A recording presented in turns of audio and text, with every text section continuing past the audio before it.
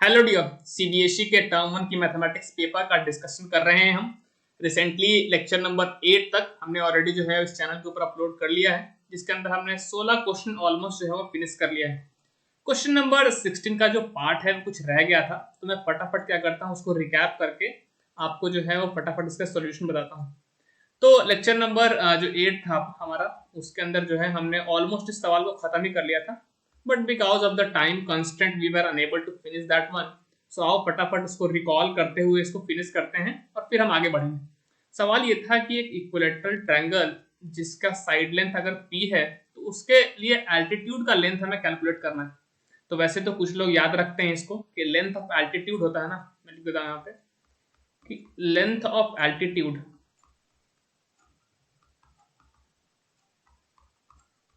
For an equilateral triangle. अगर एक equilateral triangle के अंदर अगर आप एल्टीट्यूड ड्रॉ करते हैं, तो उसका जो लेंथ आता है वो √3a/2 होता है, जहां पे a जो है वो आपका क्या है, साइड लेंथ होता है। तो यहाँ पे क्या किया है उन्होंने, साइड लेंथ को a की जगह p कर दिया है।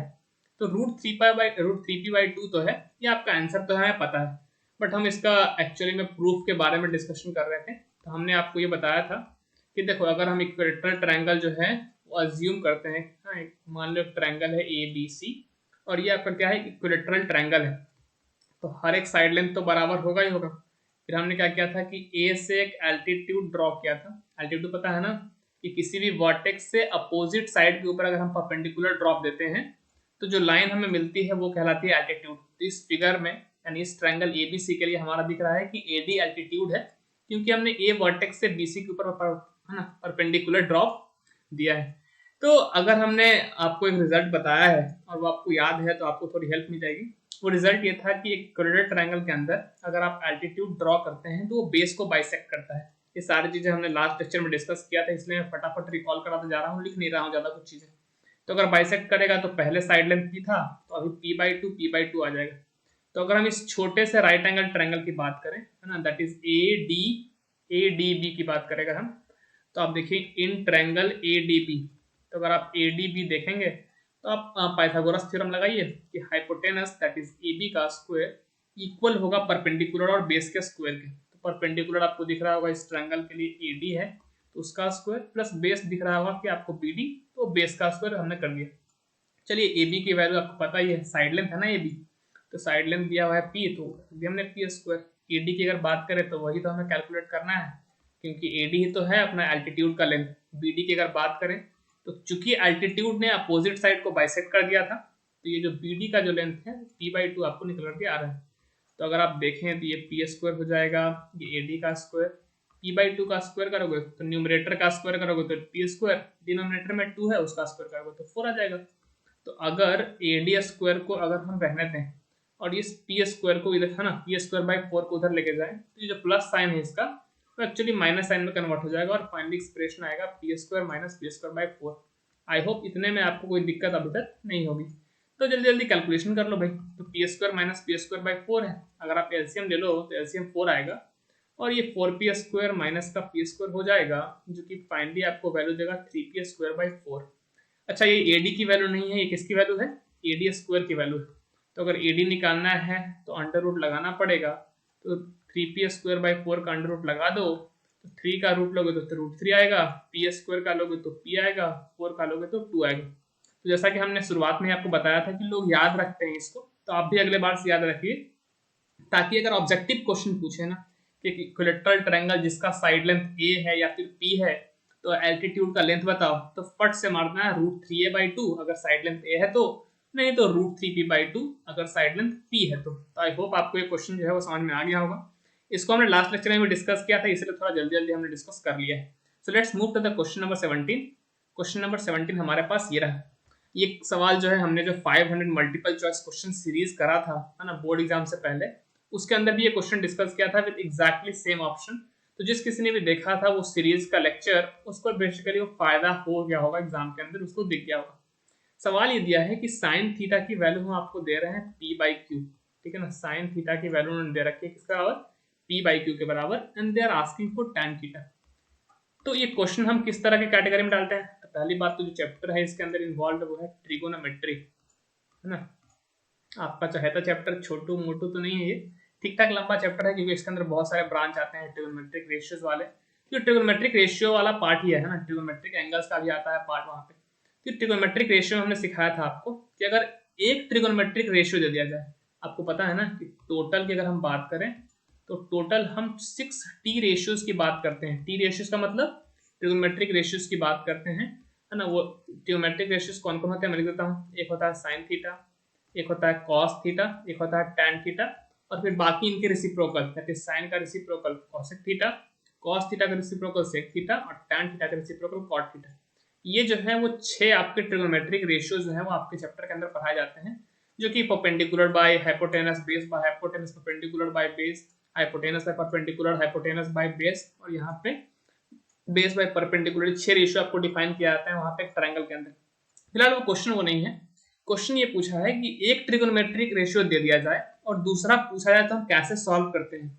अगर आपने सीरीज देखा होगा 500 वाला, तो हमने आपको वहां पे बहुत सारे ऐसे क्वेश्चन कराए थे कि एक राइट एंगल ट्रायंगल हम बनाते हैं, है ना। एक राइट एंगल ट्रायंगल बनाते हैं हम, उसके अंदर जो एंगल दिया हुआ है उसको पहले मार्क कर लेते हैं। तो थीटा दिया, थीटा मार्क कर दिया। अच्छा, साइन थीटा क्या होता है, क्या आप बता पाओगे? तो साइन थीटा होता है परपेंडिकुलर अपॉन हाइपोटेनस। ये तो आपको पता है ना, साइन थीटा को हम डिफाइन ऐसे करते हैं रेशियो के टर्म में। तो P बाई क्यू। तो अगर हम इस ट्रायंगल को थोड़ी देर के लिए नाम दे दें A, है ना, B C, जहां पे B पे राइट एंगल है, तो अगर हम इस थीटा एंगल के पर्सपेक्टिव से बात करें तो आपको परपेंडिकुलर कौन दिख रहा है? तो इस थीटा एंगल के लिए जो अपोजिट साइड है ना, एंगल के अपोजिट वाला जो साइड होता है वो परपेंडिकुलर होता है। थीटा के अपोजिट वाला साइड ए बी है, तो इसको हम मान रहे हैं पी एक्स, है ना, क्योंकि परपेंडिकुलर में जो भी है ना, एग्जैक्ट पी क्यों नहीं मान रहे हैं? क्योंकि रेशियो पी बाई क्यू है ना। एग्जैक्टली ऐसा भी तो हुआ होगा कि ऊपर में कुछ कॉमन फैक्टर रहा होगा, नीचे में कुछ कॉमन फैक्टर रहा होगा और कैंसिल होकर पी बाई क्यू आया होगा। इसलिए हमने पी एक्स और क्यू एक्स मानने का फैसला लिया है ना। हाइपोटेनस को हमने क्यू एक्स मान लिया। क्यों? क्योंकि ये रेशियो दिया है, एग्जैक्ट साइड का जो है लेंथ नहीं दिया है। वैसे आपको बता दूं कि अगर आप एग्जैक्टली पी और क्यू भी मानेंगे ना, तब भी आंसर आपका वही आएगा। लेकिन क्या है कि हम थोड़े से क्या है कि एजुकेटेड टाइप के हैं। एजुकेटेड टाइप का मतलब ये है कि हमें कॉन्सेप्ट्स क्रिस्टल क्लियर आते हैं, तो फिर हम क्यों वो शॉर्टकट वॉर्टकट जो है वो लगाने जाएं, है ना। थोड़ा सा एक्स को इन्वॉल्व करने में क्या ही जाता है, कितना ही टाइम लग जाएगा भाई, 5 से 10 सेकंड एक्स्ट्रा लगेगा। अच्छा, अगर ये पी एक्स है और अगर ये क्यू एक्स है, तो हमसे पूछा है उसने टैन थीटा। टैन थीटा होता है क्या, है ना, टैन थीटा हम डिफाइन करते हैं किस रेशियो को? परपेंडिकुलर अपॉन बेस रेशियो को हम बोलते हैं टैन थीटा। अच्छा, अगर इस थीटा के पर्सपेक्टिव से देखोगे तो परपेंडिकुलर कौन है? ए बी, और बेस कौन है भाई? तो बेस तो आपको दिख रहा है कि बीसी है। अच्छा, ए बी का लेंथ तो हमको पता है पी एक्स के बराबर, जो हमने अज्यूम किया है, लेकिन बीसी का लेंथ हमें नहीं पता। मतलब अगर बीसी मिल जाए तो हम टैन थीटा कैलकुलेट कर पाएंगे। अब बीसी कैसे निकालोगे? तो उसके लिए अपना रामबाण है, कौन सा? अपना रामबाण है पाइथागोरस थ्योरम। तो अगर हम इस राइट एंगल ट्रायंगल में, है ना, बाय अप्लाइंग पाइथागोरस थ्योरम, तो अगर हम पाइथागोरस थ्योरम अप्लाई करते हैं तो जैसा कि आप देख सकते हैं कि जो AC का स्क्वायर है वो AB स्क्वायर प्लस BC का स्क्वायर के बराबर है। AC का जो स्क्वायर है वो AB square plus BC square के बराबर होगा। मैं फिर से वो राइट एंगल ट्रायंगल बना देता हूँ ताकि हमें बार बार पीछे ना जाना पड़े। A, ये था B, ये था C, हमने इसको PX बोला है, हमने इसको QX बोला है, क्योंकि साइन थीटा का रेशियो हमें P बाई Q दिया हुआ था।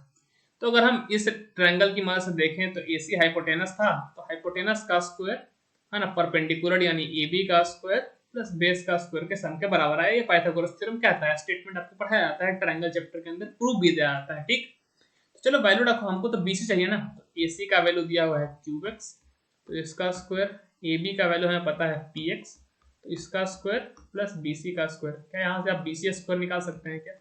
यह जगह Q square X square equal to P square X square, है ना। ये समझ में आ रहा है ना कैसे पी स्क्वायर एक्स स्क्वायर हो रहा है ना। जब भी दो चीज का मल्टीपल का स्क्वायर हो तो इंडिविजुअली अलग अलग स्क्वायर करके मल्टीप्लाई कर देते हैं। क्या ये बात भेजे में जाती है आपकी? तो यहाँ से हम फटाफट BC का स्क्वायर कैलकुलेट करेंगे, that is Q square X square minus P square X square.